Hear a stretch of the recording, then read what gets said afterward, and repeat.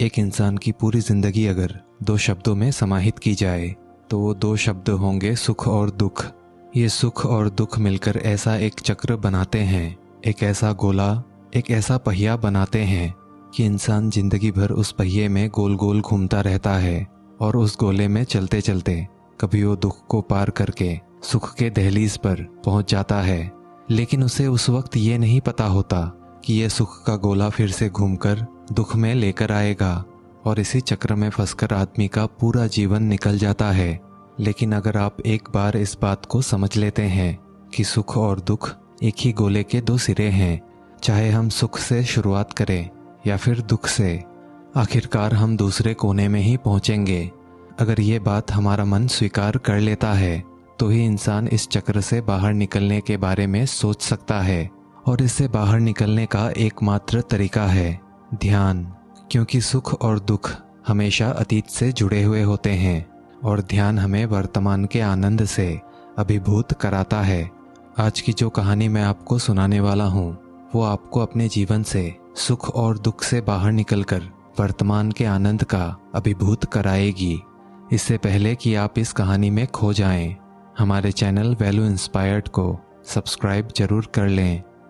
एक बार की बात है, एक नौजवान युवक गौतम बुद्ध के पास आता है और उनसे कहता है, हे बुद्ध, क्या आप मेरे एक सवाल का जवाब दे सकते हैं? बुद्ध ने मुस्कुराते हुए कहा, पूछो बेटा, क्या पूछना है तुम्हें? इसके बाद उस युवक ने कहा कि हे बुद्ध, मेरी उम्र अभी बहुत ज़्यादा नहीं है, लेकिन मैं बहुत परेशान रहता हूँ, अपने जीवन में बहुत दुखी रहता हूँ। मैं आपसे ये जानना चाहता हूँ कि मेरे जीवन में अभी से ही इतने दुख हैं, अभी तो मेरी पूरी जिंदगी बाकी है। क्या मेरे जीवन में दुख बढ़ते ही रहेंगे? क्या मेरे इन दुखों से छुटकारा पाने का कोई रास्ता नहीं है? ये सुनकर बुद्ध कहते हैं कि कहाँ है तुम्हारे दुख? मुझे तो दिखाई नहीं दे रहे। ये सुनकर वो युवक कहता है कि हे बुद्ध, दुख तो मेरे अंदर है, मेरे भीतर है। भला मेरे भीतर के दुख आपको कैसे दिखाई देंगे? ये सुनकर बुद्ध उस युवक से पूछते हैं कि क्या तुम्हें अपने दुख दिखाई देते हैं? वो युवक कहता है कि हाँ बुद्ध, मैं अपने दुखों को भली भांति देख पा रहा हूँ। तब बुद्ध ने पूछा कि इन दुखों का मूल क्या है? गौतम बुद्ध और उस युवक के बीच चर्चा चल ही रही होती है कि तभी एक भिक्षु दौड़कर बुद्ध के पास आता है। वो भिक्षु तथागत बुद्ध के कान में कुछ कहता है। इसके बाद बुद्ध उस युवक से कहते हैं कि चलो, आज मैं तुम्हें जीवन के सत्य को दिखाने के लिए एक जगह पर लेकर चलता हूँ। वहाँ पे तुम्हें कुछ भी नहीं बोलना है, बस चुपचाप सारी बातें सुनते रहना है। इसके बाद तुम्हें अपने सारे प्रश्नों के उत्तर खुद ही मिल जाएंगे। इसके बाद वो युवक गौतम बुद्ध के पीछे पीछे चलने लगता है। कुछ दूर चलने के बाद गौतम बुद्ध एक घर में प्रवेश करते हैं। घर में प्रवेश करने के बाद वो युवक और तथागत बुद्ध देखते हैं कि वहाँ पर बहुत सारे लोग इकट्ठे हो रखे हैं और बीच में चारपाई पर एक वृद्ध आदमी लेटा हुआ है। बुद्ध को देखते ही सभी लोगों ने उनके लिए राह बनाई और बुद्ध उसी आदमी के पास उनके चारपाई में बैठ जाते हैं। वो युवक भी पास में ही नीचे बैठ जाता है। इसके बाद वो वृद्ध आदमी जो चारपाई में लेटा हुआ था कहना शुरू करता है कि हे बुद्ध, मैं नहीं जानता कि मेरे जीवन में और कितनी सांसें बची हुई हैं। पता नहीं मुझे किस वक्त भगवान के घर से बुलावा आ जाए। हे बुद्ध, मैं मरने से पहले अपने कुछ सवालों के जवाब जानना चाहता हूँ। मुझे पता है कि उन सवालों के जवाब आप ही मुझे दे सकते हैं, इसीलिए मैंने आपको यहाँ पर बुलाया है। इसके बाद उस वृद्ध आदमी ने कहना शुरू किया कि हे बुद्ध, अपने आखिरी दिनों में मुझे अपने बचपन के दिन बहुत याद आ रहे हैं। मैं अपने बचपन के दिनों को याद करता हूँ और सोचता हूँ कि वो भी क्या दिन थे। ना कुछ पाने की फिक्र, ना कुछ खोने का गम। बचपन के उन दिनों को याद करके मेरे आंखों में आंसू आ जाते हैं। मुझे लगता है कि कितनी आज़ादी थी उस समय। मेरा मन कितना खुला हुआ था। मन में कुछ भी पाने की इच्छा नहीं थी। जिस भी खेल में लग जाते थे उसी खेल में पूरे दिन लगे रहते थे। लेकिन कुछ समय बाद जैसे जैसे मैं बड़ा होने लगा वैसे वैसे लोग मुझे जिंदगी की दौड़ में आगे निकलने के लिए कहने लगे। मेरे पिता अक्सर मुझसे कहा करते थे कि तुम पढ़ाई में अपने भाई जैसे क्यों नहीं हो, तुम दूसरे लोगों से पीछे क्यों रहते हो? ये सारी बातें सुन सुनकर मेरा मन बहुत बेचैन रहने लगा। लोग मुझे बहुत ताने देते थे, क्योंकि ना तो मैं खेल में अच्छा था और ना ही पढ़ाई में अच्छा था। सब लोग मुझे किसी और की तरह बनने के लिए कहते थे और उनके तानों से तंग आकर अपने जीवन में कुछ हासिल करने का निश्चय किया। मैंने अपने आप से वादा किया कि मैं अपने भाई की तरह एक कामयाब इंसान बनूंगा और इसके लिए मैं दिन रात मेहनत करने के लिए लग गया। शुरुआत में बहुत सारी मुश्किलें आईं, बहुत निराशा हाथ लगी, लेकिन मैंने हार नहीं मानी और मैंने खुद अपना व्यापार खड़ा कर लिया। उसके बाद मुझे कुछ पाने का एहसास हुआ। मुझे बहुत खुशी हुई, क्योंकि जो लोग मुझे ताने देते थे वही लोग अब मेरे आगे पीछे घूमने लगे थे। कुछ वक्त बाद एक रईस के बेटी से मेरी शादी हो गई और उसके बाद मुझे लग रहा था कि मेरा जीवन जैसे स्वर्ग बन गया हो। कुछ साल बाद मुझे 2 बेटे प्राप्त हुए। दोनों बेटे बहुत ही सुंदर और हष्टपुष्ट थे। अब मेरा मन मेरे बच्चों के लिए कुछ करने के लिए उत्सुक हो गया। मैं और भी ज़्यादा धन कमाने में लग गया और जल्द ही मैं अपने नगर का सबसे बड़ा व्यापारी बन गया। सब कुछ अच्छा चल रहा था, लेकिन अनहोनी को कौन टाल सकता है। एक दिन अचानक मेरी पत्नी मुझे छोड़कर चल बसी। इससे मुझे बहुत गहरा आघात पहुंचा। मैं कई दिनों तक अपने घर से बाहर नहीं निकला। मेरे बेटे मुझे हिम्मत देते थे कि पिताजी, माताजी तो नहीं रही और जो हो चुका वो वापस नहीं आ सकता, लेकिन हम दोनों भाई आपका साथ हमेशा देंगे, आपकी हमेशा सेवा करेंगे। आपको किसी बात की कोई चिंता करने की आवश्यकता नहीं है। और धीरे धीरे मैंने भी अपने मन को समझा लिया कि अब तो मुझे अपनी प्रिय पत्नी के बिना ही जीना पड़ेगा। इसीलिए मैंने अपना मन अपने बेटों के साथ जोड़ लिया। उनकी खुशी में ही मुझे खुशी होती थी, उनके दुख में ही मुझे दुख होता था। इसके बाद उस वृद्ध आदमी ने कहा कि हे बुद्ध, इस जीवन चक्र में अक्सर मुझे महसूस होता था कि आखिर जीवन क्या है। जीवन को उसके गहराइयों में कैसे जाना जाए। ये कैसे जाना जाए कि मैं कौन हूँ और मैं इस दुनिया में क्या करने के लिए आया हूँ। ऐसे तमाम सवाल मेरे मन में उठते रहते थे और मुझे आपके बारे में भी पता चला कि बुद्ध ऐसी ध्यान की प्रणालियाँ बताते हैं जिससे जीवन का मतलब समझा जा सकता है। लेकिन मैं हमेशा सोचता रहता था कि पहले मैं अपने जीवन से दुखों और परेशानियों को दूर कर देता हूँ, उसके बाद ध्यान में अपना पूरा मन लगाऊंगा। और यही सोच सोच कर मैं कभी ध्यान नहीं कर पाता था। धीरे धीरे वक्त बीतता रहा और आखिर में उम्र ढलने के बाद बीमार पड़ गया। वैसे मेरे जीवन में कोई कमी नहीं रही। मेरे बेटों ने मेरा अच्छा साथ दिया। मैंने जीवन में बहुत कुछ हासिल भी किया। लेकिन अब मैं अगर जीवन में पीछे मुड़कर देखता हूँ तो मुझे एहसास होता है कि मेरे बचपन के दिन ही सबसे प्यारे दिन थे। तब उस वृद्ध आदमी ने बुद्ध से पूछा, मैं चंद घड़ियों का मेहमान बचा हूँ, ये मैं जानता हूँ, लेकिन क्या आप मुझे कोई ऐसा सूत्र बता सकते हैं जिससे मैं सुकून से मर सकूं, मेरे मन के सारे सवाल जवाब शांत हो जाएं और मैं जीवन का असली मतलब समझकर मर सकूं। ये सुनकर बुद्ध ने कहा कि हर इंसान को अपने बचपन के दिन प्रिय क्यों होते हैं, क्योंकि उस समय उन्हें कोई भी चिंता नहीं रहती, वो आज़ाद होते हैं।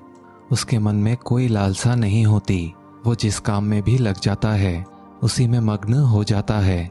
लेकिन जैसे जैसे इंसान की आयु बढ़ने लगती है वैसे वैसे उसकी इच्छाएं, उसकी कामनाएं दिन ब दिन बढ़ती जाती है और इसीलिए अक्सर इंसान भविष्य की तैयारी में लगा रहता है या फिर अतीत के बारे में सोचता रहता है और ऐसा इंसान वर्तमान में जीना भूल ही जाता है। और वहीं अगर हम किसी छोटे बच्चे को देखें तो उसके लिए कोई भविष्य या कोई अतीत नहीं होता, उसके लिए बस वर्तमान होता है और इसीलिए वो वर्तमान में पूरी तरह आनंदित रहता है। तुमने अपना पूरा जीवन अपने कामयाबियों, अपने पत्नी, अपने बेटों पर लगा दिया और साथ ही अपने भविष्य की योजनाओं में ही बिता दिया और तुम हमेशा यही सोचते रहे कि पहले मैं अपने जीवन को व्यवस्थित कर लेता हूँ और उसके बाद सत्य की खोज करूँगा, उसके बाद ध्यान करूँगा। लेकिन हम ये भूल जाते हैं कि कल कभी नहीं आता, भविष्य की योजनाएं कभी पूरी नहीं होती। जब एक योजना पूरी होती है तो हमारा मन दूसरी योजनाएं बना लेता है और इस प्रकार जीवन चक्र चलता रहता है। चलता रहता है। और अब आखिरी समय में जब मृत्यु तुम्हारी सैया पर लेटी हुई है तो तुम्हें एहसास हो रहा है कि मैंने अपने जीवन में कुछ भी हासिल नहीं किया। अब तुम्हें लग रहा है कि जो भी कुछ तुमने किया उसमें से तुम एक सुई भी अपने साथ नहीं ले जा सकते। अगर यही बात तुम उस वक्त समझ लेते, मृत्यु कभी निश्चित होकर नहीं आती, वो तो कभी भी आ सकती है। अगर ये बात उस वक्त तुम्हारा मन समझ लेता तो तुम उसी वक्त ध्यान और सत्य की खोज में लग जाते। तुम कोई ऐसी चीज खोजने की कोशिश करते जो तुम्हारे साथ जा सके, जो तुम्हें परिपूर्णता से मरने का मार्ग दिखा सके। उस वृद्ध आदमी ने हाथ जोड़कर महात्मा बुद्ध से कहा कि हे बुद्ध, ये तो मैं जानता हूँ कि मुझसे गलतियाँ हुई हैं। मैंने अपने जीवन को सार्थक रूप से जिया ही नहीं और इस बात का मुझे बहुत गहरे में एहसास हो चुका है। लेकिन मैं आपसे फिर से वही सूत्र जानना चाहता हूँ कि क्या मैं अभी परिपूर्णता के साथ नहीं मर सकता? क्या मुझे अभी कोई सत्य की झलक नहीं मिल सकती? ये सुनकर बुद्ध ने उस आदमी का हाथ सहलाते हुए कहा कि अब तो एक ही सूत्र समझने लायक रह जाता है, और वो सूत्र ये है कि तुमने जीवन में जो कुछ भी पाया या जो कुछ भी खोया वो सब यहीं पर छोड़कर चले जाओ। उसे अपने मन के साथ जोड़कर मत ले जाओ। अपने मन में यह भाव पैदा करो कि तुमने अपने जीवन से बहुत कुछ सीख लिया और वास्तविकता में तुमने अपने जीवन में बहुत प्रगति की है, क्योंकि तुमने ये जान लिया है कि जीवन में कुछ भी सार्थक नहीं है। और ये बात जानना भी बहुत बड़ी उपलब्धि होती है। लोग जीवन भर जीते जीते मर जाते हैं, लेकिन उन्हें जीवन के निरर्थकता का कोई पता नहीं चलता। इसीलिए अभी अपने मन से सारे सवाल गिरा दो और ये भाव पैदा करो कि जीवन में जो कुछ भी जानने जैसा था वो मैंने जान लिया है और अब जीवन में कुछ भी जानने जैसा नहीं बचा है। जब तुम इस भाव, इस बोध से भर जाओगे तो तुम बिल्कुल खाली होकर मृत्यु को प्राप्त हो जाओगे। और वास्तविकता में यही मरने की कला होती है। हमने अपने जीवन में जो कुछ भी पाया, जो कुछ भी खोया, वो इसी दुनिया का था और यहीं पर रह जाएगा। हमारे साथ कुछ भी नहीं जाएगा। हम बिल्कुल ही खाली जाएंगे। और जो लोग अपने मन से बिल्कुल खाली होकर जाते हैं, वास्तव में उनके अंदर ज्ञान का दीप जल जाता है और वो आगे चलकर दूसरे जन्मों में उस निर्वाण की स्थिति को प्राप्त कर सकते हैं। लेकिन उससे पहले तुम्हें इस जीवन के निरर्थकता को समझना होगा। यहाँ पर कुछ भी पाना या कुछ भी खोना कोई मायने नहीं रखता। इसके बाद बहुत देर तक उस वृद्ध आदमी ने कोई सवाल नहीं पूछा और वो मुस्कुराते हुए मृत्यु को प्राप्त हो गया। इसके बाद बुद्ध ने उस नौजवान युवक से पूछा कि क्या तुम्हें अपने सवालों के जवाब मिले, और मिले तो तुम्हें क्या जवाब मिले, सभी को बताओ। उस युवक ने कहा कि हे बुद्ध, मुझे अपने सारे सवालों के जवाब मिल गए हैं। इस वृद्ध आदमी के जीवन चक्र से मैं समझ गया हूँ कि जीवन में कुछ भी पाने जैसा नहीं होता। सुख हो या दुख हो, सब कुछ यहीं पीछे रह जाता है और हम अगर इसी चक्र में फंसे रह जाएंगे तो हम सत्य को कभी नहीं जान पाएंगे। इसीलिए जीवन में सुख और दुख तो चलते ही रहेंगे, इसके साथ साथ चलते ही हमें सत्य की खोज करनी पड़ेगी। लेकिन बुद्ध, फिर भी मैं आपसे एक सवाल पूछना चाहता हूँ जिसका जवाब जानना सबके लिए बहुत ज़्यादा जरूरी है। मेरा सवाल है कि मैं ध्यान की यात्रा करने के लिए बहुत प्रेरित हुआ हूँ, लेकिन मुझे कोई मार्ग नहीं दिखता। ध्यान कैसे किया जाता है? कि ध्यान की सभी प्रक्रियाएं तुम्हें होश में लाने के लिए ही बनी है, तुम्हें वर्तमान में लाने के लिए बनी है। अगर तुम किसी भी काम को पूरी उपस्थिति के साथ, पूरे एकाग्र भाव से अपने आप को पूरा इकट्ठा करके करते हो तो तुम ध्यान में ही होते हो। लेकिन हमारा ध्यान इधर उधर भटकते रहता है। अपना काम करते समय वर्तमान में रहने के लिए मैं तुम्हें एक छोटी सी विधि बताता हूँ जिसके जरिए तुम अपना काम भी कर सकते हो और ध्यान को भी समझ सकोगे। जब भी तुम चलते फिरते हो, उठते बैठते हो, सिर्फ अपनी सांसों पर ध्यान लगाना शुरू करो। सांस किस नाक से आ रही है, किस नाक से जा रही है, नाक के कौन से कोने से टकरा रही है, सिर्फ तुम उसके साक्षी भर हो जाओ। सिर्फ उसको देखते रहो। चाहे कुछ भी काम कर रहे हो, चल रहे हो, फिर रहे हो, खाना खा रहे हो, सिर्फ अपने सांसों पर ध्यान लगाओ। और ये करते वक्त तुम्हें महसूस होगा कि तुम्हारा दिमाग तुम्हारे विचार तुम्हें इधर उधर ले जाते हैं, लेकिन थोड़ी देर बाद तुम्हें फिर से होश आएगा कि तुम्हें अपनी सांसों पर ध्यान लगाना है, और तुम्हारा ध्यान फिर से सांसों पर टिक जाएगा। और धीरे धीरे जब तुम अपने विचारों को देखने लगोगे तो तुम पाओगे कि विचार विलीन होने लगे हैं। तुम्हारे अंदर बस एक खाली मैदान बचा हुआ है। सारे सवाल जवाब विलीन हो चुके हैं। इसके बाद बुद्ध ने कहा कि सांसें जो होती हैं वो वर्तमान में चलती हैं, ना ही वो भविष्य में चलती है और ना ही अतीत में। वो वर्तमान होता है, वही वर्तमान स्थिति होती है। और जब तुम अपने सांसों से जुड़ जाते हो तो तुम वर्तमान में ध्यान लगाना सीख जाते हो, क्योंकि सांसें जिन पर तुम ध्यान लगा रहे हो वो वर्तमान में चल रही होती है। इसके बाद धीरे धीरे कदम दर कदम तुम्हें ध्यान का खुद ही एहसास होने लगेगा। फिर तुम जो भी काम करोगे उसमें तुम्हारा पूरा चित्त लगा रहेगा। तो शुरुआत वहीं से करो जहां तुम हो। यहीं से अभी से अपनी सांसों को पकड़ना शुरू कर दो। दोस्तों, आशा करते हैं आज की कहानी आपको अच्छी लगी होगी। अगर आपके मन में कोई प्रश्न हो तो हमें कमेंट बॉक्स में लिखकर जरूर पूछिएगा। कहानी अगर अच्छी लगी हो तो वीडियो को एक लाइक और चैनल को सब्सक्राइब कर ही लीजिएगा। मिलते हैं अगले वीडियो में एक और जीवन को दिशा दिखाने वाली कहानी के साथ। तब तक के लिए अपना ख्याल रखें। धन्यवाद।